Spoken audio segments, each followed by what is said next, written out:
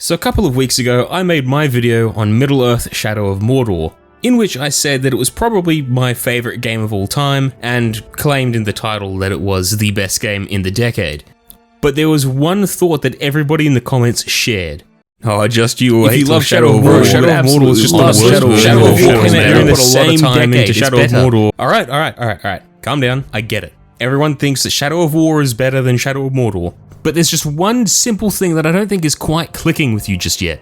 You see, I bought that shit on release. Literally, in Australia, I'm pretty sure that the game unlocked on Steam at something like 2 o'clock in the fucking morning or something like that. And on a night where I had to get up super early the next morning, I stayed up and played that shit for 3 hours, alright? I left the house with 2 hours of sleep because I fucking expected this game to pop off, and my god, did it pop off. And if I'm going to be completely honest with you, that took me by a big surprise. You see, the gaming industry is one that is just filled to the brim with uninspired sequels and the mediocre kicking of a deceased Caragor, but Middle-earth: Shadow of War just shows you how to make a sequel that doesn't just steer clear of being a complete disappointment, I'm looking at you, EA, but actually can be even better than the original. By the way, the last couple of videos have absolutely popped off, so just in case you're new around these parts, there's a cool looking red button that you can click if you like my videos. I don't know what it does, but I mean, hey, find out. Like, okay, listen. All I'm gonna say is that pressing that button is probably a bit better than Celebrimbor making friends with you, alright?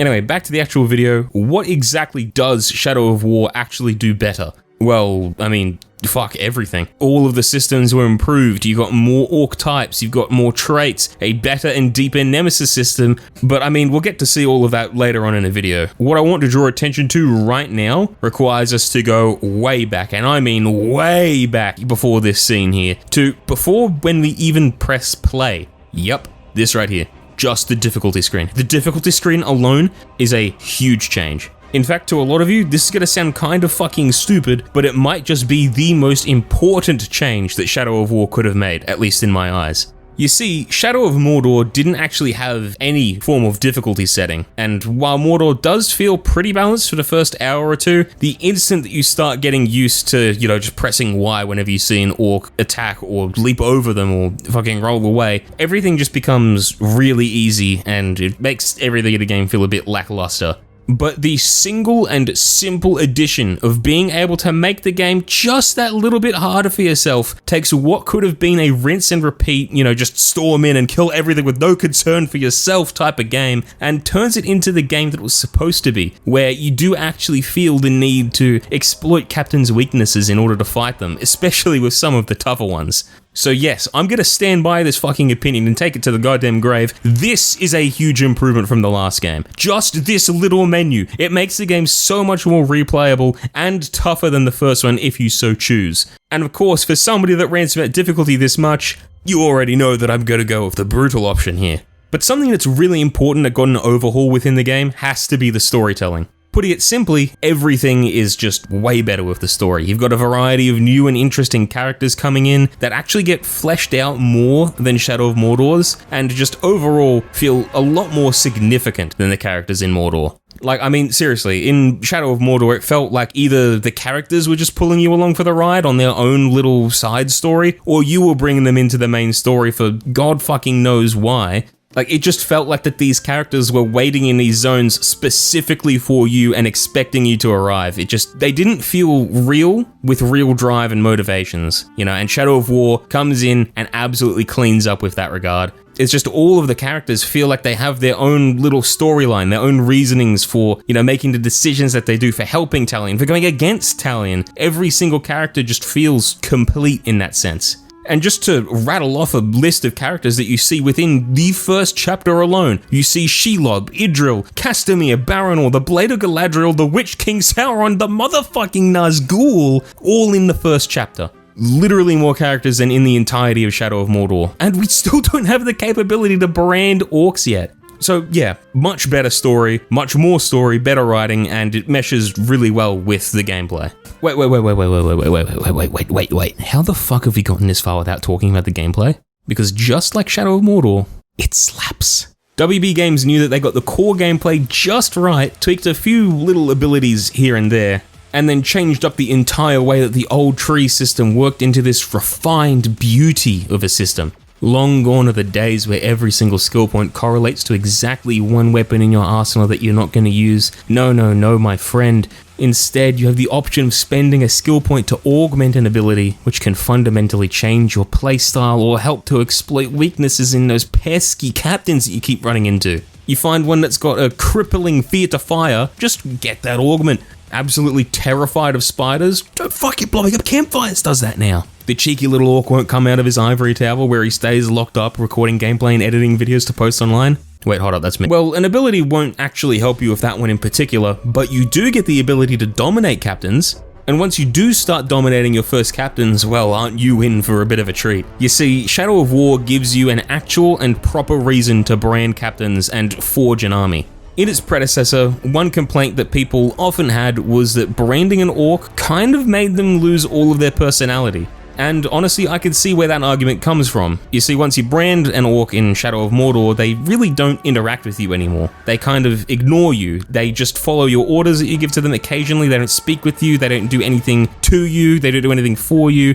They've gone from this character that you've built up a relationship with in-game into just being a random orc that's a bit stronger than the rest. But to just rattle off the things you can do with them in Shadow of War, you can add them to your siege crew, stab them until they betray you, banish them from your army, leaving them with severe mental degradation just so that way you can run back to them and haunt them again and again and again.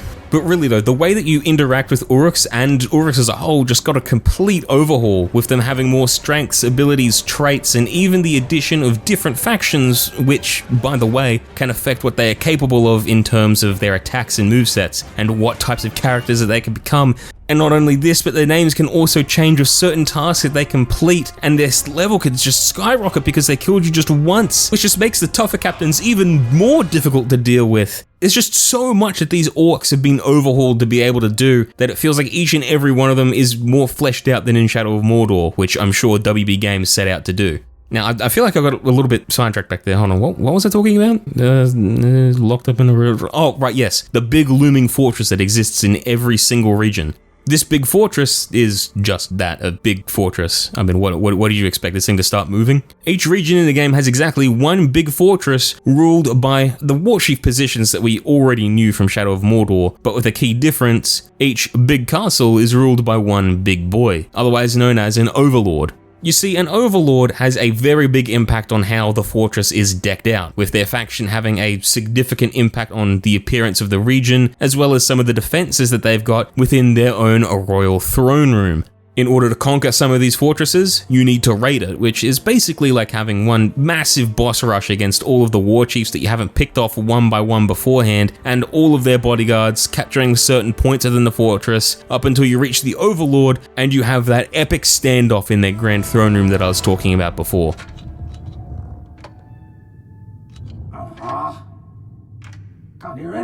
Or at least you really would have liked to, but the first Overlord is fucking ratbag again, for fuck's sake. What?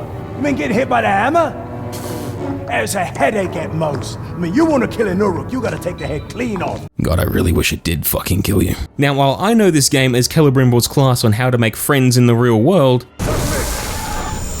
that's not the same story for everybody who's heard of Shadow of War. You see, there was a teensy bit of a controversy that was happening with Shadow of War back when it first released, that being the little devil sitting on their shoulders, looking suspiciously like an EA executive, whispering the two most hated words on the internet into the innocent and gullible ears of the WB devs: loot boxes. Yes, for a while, loot boxes were a part of the game, where you could spend real money on purchasing in-game currency in order to get a box that could potentially maybe contain some high-quality gear and captains.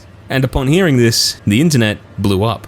Now, just going based off of memory and how I felt when these loot boxes were first a thing and people started interacting with them a little bit more, I didn't think that they were that bad. They weren't really that intrusive. They felt more like an option for people that were just too lazy to go out and hunt their own orcs. Kind of like someone suggesting, hey, if you really don't care all that much, you can do this if you want some orcs fast. But I mean, regardless of how I personally interpreted how the loot boxes worked and, you know, how they weren't really too intrusive in terms of the actual gameplay, the backlash was still bad enough from it that they just completely scrapped the idea of the loot boxes 100%. And now I'm pretty sure that we just get some generic chests after doing an online conquest, which is actually a nice alternative. All around a pretty good decision, I reckon. Oh right, yeah, there's online stuff too. That's right, Shadow of War also has online capabilities. Keep in mind that this does not necessarily mean multiplayer, but what it does mean is that you can raid your friends' fortresses and avenge other players by killing captains that killed them.